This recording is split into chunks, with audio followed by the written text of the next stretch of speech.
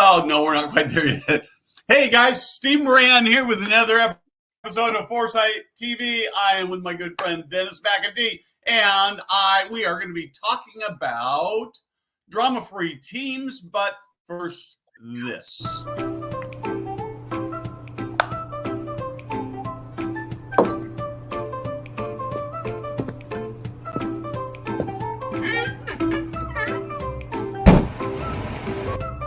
Hey guys, Steve Moran here.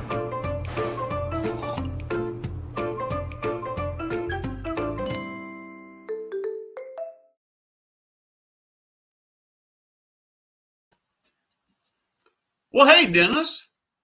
Steve, it's awesome to be here. Here we are. Can We've you been hear trying me? to get together. Yeah, can you hear me okay? Can you hear me okay? We're doing good. I feel like my internet's a little bit laggy. Yeah. So I want to give you a couple of, normally I do this off air, but I'm going to give you a little bit of instruction because normally I do this off air, but since you gave me about a heart attack, I'm going to do this online. If I disappear, because it's happened twice, because of power outage, I had once and internet once, you just have to go until half past the hour about. But when it's happened twice, I've always been able to get back on. And so just in case that happens, that happens. So you and I have been friends for like 10 years, 8 years, not quite 10 years, probably 8 years. And we were introduced by a mutual, a friend for you, a mutual acquaintance for me, a senior living operator. And he said to me, you've got to meet this guy because he's all about leadership and drama-free teams. So let's talk about that.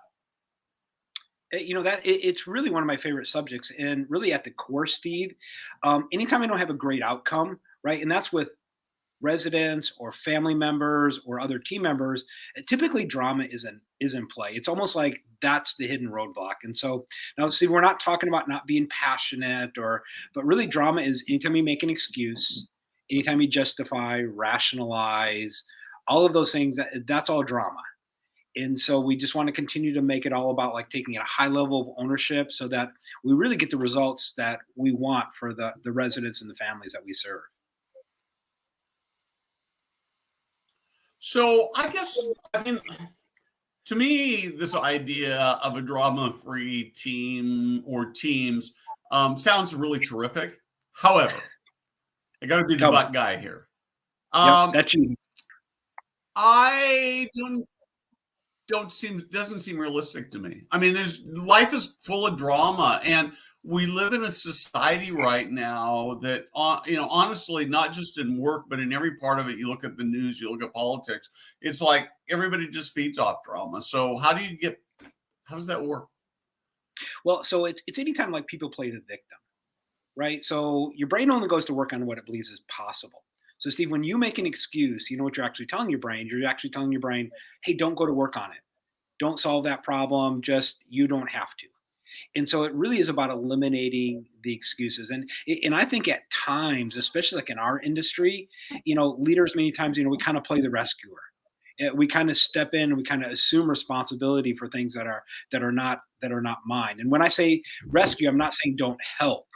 Right. Because I know a lot of maybe executive directors that maybe housekeeping is like short for the day. So, hey, yes, you do need to step in and maybe do some of those things, but you don't take responsibility. It's almost that art, Steve, of you're in charge, but you're not in control.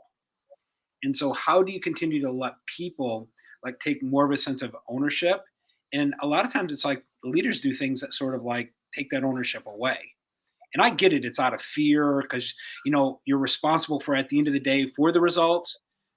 But even though you have to eat the fruit of the results, the root of the problem is not always yours. So yeah, I think it is possible. But if there's people here listening and you go, that's just not possible. Well, your brain goes to work on brain only goes to work on what it believes is possible.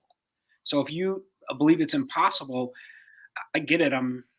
But your brain's not going to work on it.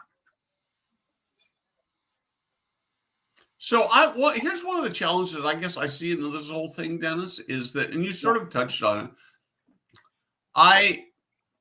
There are a lot of bosses out there that say there's all that drama over there, but it's okay for me because I don't have the drama.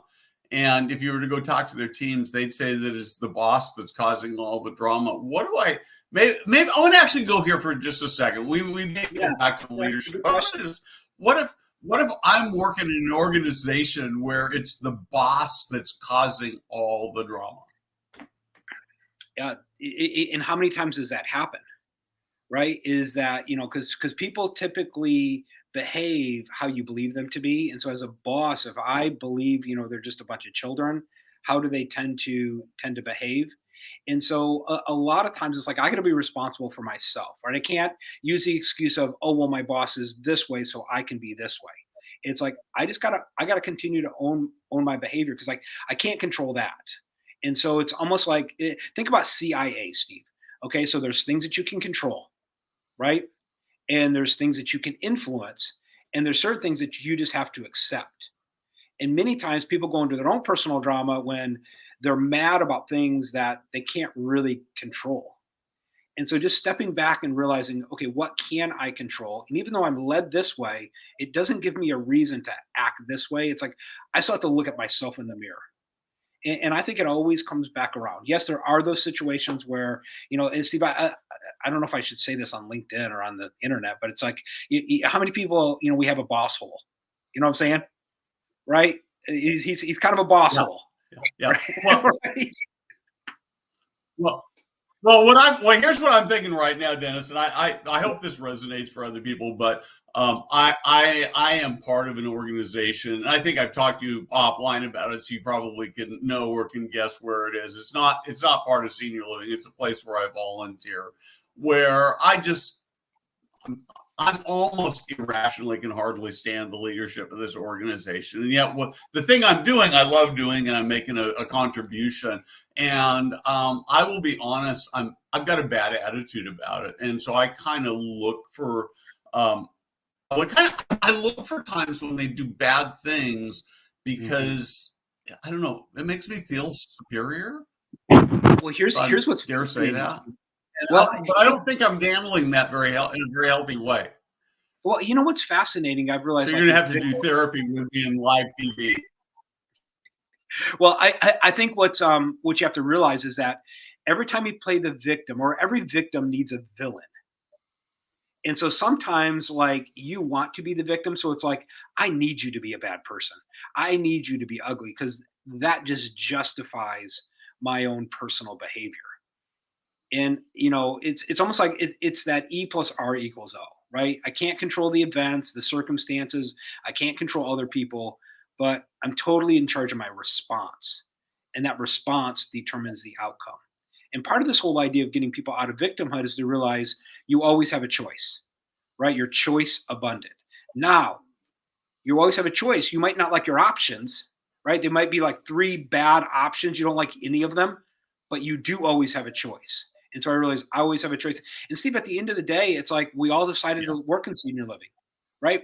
I decided to work in senior living. It's not, nobody held a gun to my head and said, you have, right? And nobody's holding a gun to people's heads saying, hey, you got to, I don't think so. Maybe some places are, but I just tease it. Not usually. Well, okay. So this is really fascinating. So, and I'm thinking about, again, this, like I say, this place where I'm frustrated is not senior living related at all. And you're right. I just don't like the choices. Right. And so the one of the choice, well, I'm taking one of the choices, and one of the choices is to complain about it. And I'm actually not very proud of that, because I don't think it's actually making it better. But I will tell you, one of the other things that I've seen happen is, I have a friend who has worked for some organizations where this person got fed up with the drama and quit. And at the time the person quit, I'm not even giving you gender here, I looked at it and I thought, every organization, the truth of the matter is every organization's got some drama, right? I think we're pretty good in my little organization, but we've got some drama. Doesn't impact me, but that's easy because I'm the boss, right? But I recognize that every organization has got it. So how do you, and I guess it sort of really comes back to my question, and I think it really hurt him by overreacting. How do you sort of find peace? And maybe we were already sort of talking about that, but I worry a lot that people make bad choices when they get into these drama situations. And are there ways to actually, and I guess this sort of comes full circle back to my situation, is how do I just go into it and make it better? And that better might mean that I don't change the behavior, but I come to peace with it. Well, you know what, you say this, and right here, I'm at actually at a client's office, and we just did this in a worksheet. We call it the frustration reducer. It's fascinating you just said that, because I'm like, oh, here's a tool right here sitting on this person's desk. And so, okay, so think about this a couple of things, Stephen. So we walk people through 4 questions, and if you want a copy, we'll send you a copy. We'll figure out how to send you a copy. But think about, like, if you want a copy, drop a comment in or something, and we'll get it to you. Yeah, absolutely. So, okay, so what are the 4 questions though? Okay, so you walk. So what's frustrating? So just be honest. Now, here's what's interesting, Steve. You're only frustrated about what you care about, right? There are some things in your life that you're not frustrated about. So guess what? You're not doing anything about it, right? So frustration is actually a positive, because frustration gives you energy. I never change what I don't get frustrated about. In fact, I was just doing a workshop with a bunch of senior living people in Wisconsin. And I told them, I said, part of my goal today is to get you a little pissed off. They was like, what do you mean pissed off? Because you'll never do anything unless you get a little bit frustrated with what I say, right? So what really frustrates you, okay? And the second thing is, why is this important to me? Because what you want to do is you want to build that energy. Okay, what's that why? Okay, now here's the thing. The problem is people don't know what to do with the energy of frustration. So they get this energy, and you can either complain or you can create. You just can't do both. And the challenge is people have not learned to create. They've just learned to complain. So you get the energy. So what's frustrating me? Why is it important to me? And then the third one is, what do I want for myself, for the other person, and for the relationship? So for example, maybe it's like, I want, this to never happen again. I want them to, be a better person. And, 3, it's like, hey, I don't want to ever have this conversation again. Right. But just get really clear. And you use that as sort of like the guardrails. But then the magic question is, what's the very next thing I can do? And sometimes, Steve, with frustrations, right? I mean, there's an acuity scale to them. Maybe 10 being super painful and 1 being not painful at all. But if something's maybe a 9, and it's super acute, and maybe you can't get it off your plate for like the next 6 months, right? Maybe like staffing. Okay, that's a very common high acuity, frustration. But the question is like, okay, if it's a 9, how do I make it an 8? What do I do today to make it an 8? And you keep thinking through, how do I turn my frustrations and how do I create? Now, Steve, I've been doing something fascinating over the last 6 months. Okay. Is every day when I journal, part of my journaling process is, hey, Dennis, what are you frustrated about today? And you know what's interesting? Something always hits my brain. Ooh, I've never had a day where it's like, oh, nothing. It's like, and it can be something as simple as like, hey, my son has not called me back. So whatever I'm frustrated about, I make that part of my to-do list. And now I've just taken something that was not very useful and I've made it useful. And I think, listen, Steve, we're going to go through these painful experiences. We're going to go through frustrations, and you're paying the price for it. You might as well at least get the payoff. Right? If I'm pay a price, man, I need to get a payoff. Yeah. So I want to just encourage people. I'm not saying your frustrations are going to leave, but get the payoff for the frustration. So I think in my frustration, this particular frustration, it's almost exclusively my attitude. Because I don't think the leaders are going to change. I don't think the organization is going to change. I do think the organization is not happy the way it is, but ultimately they don't see themselves as being the root cause. And I do, because I always think that I have this philosophy, and I think you would agree with me that when organizations are dysfunctional, that they're always dysfunctional because of leadership, not because of the people who are being led. Yeah, I mean, because we always produce who we are, right? I'm always producing who I am. And Steve, I love what you're saying, right? Here's why I love what you're saying. And it's the same way with me. It's like the problem always has to be Dennis. Because like I can fix Dennis, right? If my problem is my wife, my problem is my boss, like I can't control that. Right? I can't fix that, but man, I know how to fix Dennis. And it's like, and what I love about what you're saying, Steve, is you're just telling the truth. It's like, yeah, they shouldn't be doing these things, but the real problem is you, Steve. It's your attitude. And it's like, hey, you know how to fix that. Like, you know how to fix Steve. And so I think that's when I think we just got to tell the truth on some of these things and just be honest with ourselves, first of all. Good stuff. Okay, so I'm going to go back. Now we've done enough Steve therapy. So I want to actually go back and let's talk about I'm a leader and I've got drama going on in my team, and it makes me hate going to work. It hates me talking to my team members. And if I'm honest, it means they're not performing at a level that they're capable of. How do I fix drama? Okay, so first realize like your part that you've played in this, right? So that means whatever you don't address, you endorse. So you cannot play the ostrich as the leader. And so anything that you're not addressing, you've endorsed. And you can never complain about what you permit. And how many times do things happen in my organization and I don't address it, and then I just go home and complain to my spouse, right? And so you're not allowed to complain about what you permit. And so many times, if it's there in your team, part of your first job, because remember, all victimhood comes out of choice poverty. And so you step back and you go, okay, how do I increase somebody's choices? And the best question, Steve, is this. When people bring you a problem, you simply want to ask them, hey, what are you going to do? What are you going to do? So you just turn it instead of always asking questions. It's like you got to step back and like keep the problem, like don't take the monkey on yourself, right? It's like keep the problem in the court that it's supposed to be solved in. And the best question is what am I going to do about that problem you have? So what are you going to do about the problem you have? And, it's a hard question maybe at times, but if you don't believe your people are like responsible, you're not going to treat them that way. And so like, I believe my team can solve their own problems. And so I'm always like flipping around. Hey, what do you want to do? So what if your team, so we've got these sort of two first things, right? So what role am I playing? What am I going to do about that problem? Ask that team. But what if I see drama happening in my team, but they're not actually coming and complaining to me about it? That I just know that it's happening. So explain. Do you mean you seeing gossip or? Yeah, I look out there and I can see, people who are fighting and frustrated, or somebody comes to me and says, I want to tell you about this situation, but I don't want you to do anything about it. How about that? Yeah, perfect. Yeah, okay. So the one thing you can't do that most leaders always do is to try to tell somebody about themselves.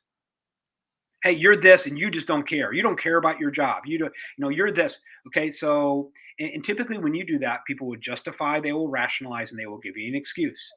Right. Okay. So it's kind of a mistake. So what you want to do, it goes back to like people can't change what they don't see. And so, Steve, your first job as a leader is to help people see what the problem is. And so one of the best questions is simply when behavior. Hey, when you talk about another team member, how do you think you come across? Or you could say, how do you think you show up? Or how do you think you're perceived? And it's almost a way to get people to step outside of the bottle of their own behavior, because you can't read the label when you're inside the bottle. And you step outside of the bottle and look back at your behavior. And I tell people all the time, it's like, hey, I can work with the truth. I can't really work with an excuse, but even things like, hey, I've just really been lazy. I can work with that. Right? We can figure out a problem for that. Hey, I don't really care about my job anymore. I can work with that. But I can't work when you give me an excuse. So it's like when blank. Hey, when you're talking about other team members, how do you think you come across? Or, hey, when you said that to a resident, hey, when you said that to a family member, how do you think you showed up in that situation? And it's like when people can self-discover, changing it is actually fairly easy.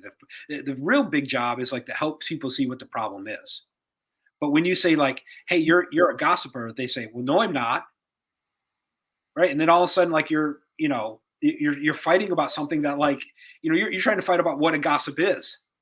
And if you can't even come to a decision like this together, this is what gossiping is. Right. Then Then what do I do with that? I mean, I had somebody who's not currently part of the organization, but in fact, and I've had this in I've had this in several situations where I've gone to people that are coming across terribly. I know because I'm hearing who they're coming across to, and I Yeah. say, yeah, basically ask that and say, you're coming across terribly, and they go, I have no idea. I don't think I am. I'm not doing that. Yeah. What do you Yeah. do? Yeah. Well, so another way to kind of do that is instead of like telling people like about them is tell them about you. And so here's a way to do it. It's like, hey, when you were sarcastic, Oh, when you were sarcastic, I felt frustrated because I think you don't care about that person. Can you help me? Now, Steve, I didn't tell you you didn't care about that person. I'm just telling you this behavior, and I kind of think this way, right? And it's like people can't change what they don't see. Steve, I remember a conversation that you and I had maybe about 6 months ago, and I still think about it to this day. It was so helpful because we have a mutual person that we know, and I was like, well, Dennis, I asked you. I said, well, Steve, I don't really connect with this person very well. And you said, well, this person kind of sees you as arrogant. And I was like, oh my gosh. But then, you know what? I started to think about it, and I can see how certain behaviors that I have had, even since then, that that kind of came across arrogant. I've actually apologized to 4 different people over the last like 6 months because I did something, and then like 20 minutes later, I was like, that's kind of arrogant. And so it was like it was so helpful. But if you didn't tell me that, even though it kind of pissed me off when you said it, it kind of hurt my feelings. But I was like, man, that was really helpful because I don't think I'm an arrogant person, but I might show up that way. yeah, And so like helping people know how they show up is huge. yeah. And I think this is I think this is honestly a huge problem that leaders face, and maybe really good leaders face it almost more than not so good leaders. Yeah. Is that when you're a really good leader and maybe you're just busy, or your head's busy and you forget to say hello, or somebody comes and says something to you that's really important, and it just kind of goes through your mind because you're really in a different space, and it starts to look like arrogance when that's not your intent at all. Yeah. And so these are really profound words of wisdom that you're offering, is that you've got to stop and realize. I mean, that's the hard part, right? I've got to think in terms of how I come across to other people as opposed to how I think I'm coming across, which is almost the same, but it's not. Oh, it's totally not, right? And it's like people never remember like what you say. They only remember like the experience that you give them, right? Because it doesn't in reality is like we're a walking experience, right? I give experiences every day to people.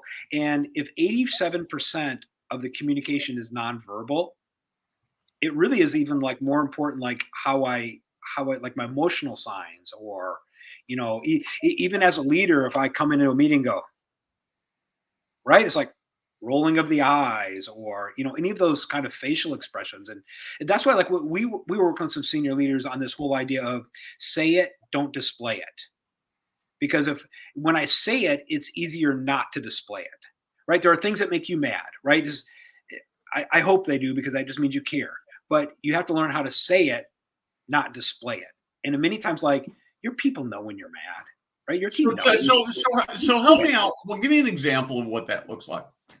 Yeah. So, hey, Dennis, when you were not on time for this StreamYard video service right here, I really felt frustrated, right? You're not coming across, you're not saying, man, Dennis, you're not on time, right? Or you can just say very simple, like, hey, that I really felt frustrated. When this happened, I really felt frustrated, right? Because it's your feeling. Yep. And it's when you can say it, you're less likely to display it. And at the end of the day, you will display it if you don't say it, right? Ah, It will come out. You go, well, Dennis, I'm glad you're here, right? yeah, But I know you're frustrated. And you yeah. just said, I'm glad you're here. but your eyes and your facial expression kind of like showed it. Okay, so this is so good. This is so good. But here's here's my problem with this. What if Uh-huh. I have a whole bunch of people that are working as part of my organization with it I'm just frustrated with all the time? Because I know that this happens. Oh yeah, absolutely it does. Absolutely does. Okay, so I think you got to go back to the golden rule. Okay, so here's the Okay. golden rule. This is my golden rule. Now, everybody's thinking about like Jesus's famous words, like doing to others as you would have them do unto you. Like, I believe in that golden rule. But here's my golden rule: there is gold inside of every person. And I think here's what you got to do, right? When a miner goes into mine for gold, is he focused on dirt or is he focused on gold? He's focused on gold. Now, here's what he knows. He knows he's got to remove a ton of dirt to find some gold. And it's like that working with people, right? You got some people that are a gigantic gold bar, dusted off, and it's all gold. Other people, it's like, holy cow, there's gold in here somewhere. Where the heck is it? Right? It's like, but if you always find what you focus on. And so we teach this little idea called TSP. So if I'm in the kitchen, TSP stands for teaspoon. So it's truthful, specific, and positive. So we're always looking for and calling out truthful, specific, and positive. Truthful, specific, and positive. So that when it's time to give that feedback, which you have to do, right, you can just be very honest and straightforward. But I think just flipping your mind and like following the golden rule, find the gold inside of people and call it out, right? Because there's gold there. I get it. They frustrate you. I get it. You know, they have these, but you got to find the gold. Well, in some cases, though, you don't. I mean, there are times when you just got to get rid of people, though, right? I mean, you can't fix everybody. Yeah, no, and some people are pre-help, right?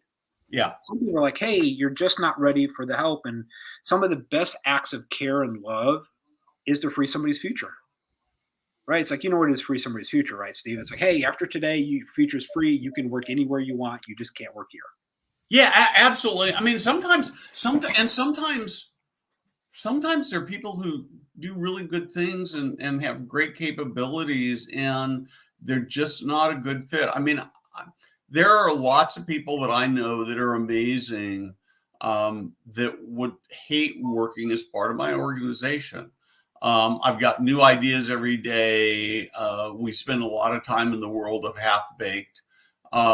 We are, ready, shoot, aim kinds of people, and it's a process that works well for us. Meaning, really, it works well for me, because of it. It's your It's who team. I am, and so it's probably why I have to be the boss, and I'm better as a boss than I am working for somebody else, because most people don't like that style very well, right? So, and we've had a couple of people working for our organization where it just wasn't a fit. Good people. So, Right. Yeah. And I think, you got to step back and go, okay, whenever I do interviews, my question always is, even when I do them for other organizations, right? So we do a lot of interviewings for like senior high level leaders. My question always is, Steve, okay, they have the talent, right? They have the capability, but, are they a right fit for the culture?